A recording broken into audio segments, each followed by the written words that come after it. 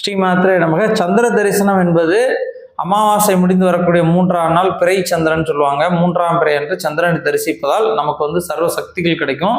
நமக்கு வரக்கூடிய தடைகள், மன ரீதியாக இருக்க குழப்பங்கள் நீங்கும். குழந்தை பாக்கியம் இல்லாதவங்க, திருமணம் நடக்காதவர்கள், அது வீடு கட்டுற தடையாகுது, இப்படி படிப்புல தடை இருக்கு, இப்படி என்ன மாதிரி தடை இருந்தாலும் சந்திரனை தரிசிச்சு வேணா அந்த தடைகள் விலகும்.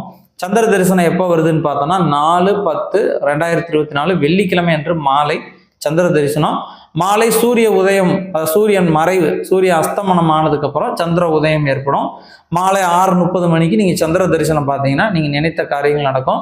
இந்த வீடியோ உங்களுக்கு கண்டிப்பாக பிடிச்சிருக்கும் அப்படின்னு நம்புறேன். இந்த வீடியோ பிடிச்சிருந்தா மறக்காம லைக் பண்ணுங்க. நம்முடைய ஸ்ரீ வித்யா சேனலையும் சப்ஸ்கிரைப் பண்ணுங்க. நன்றி.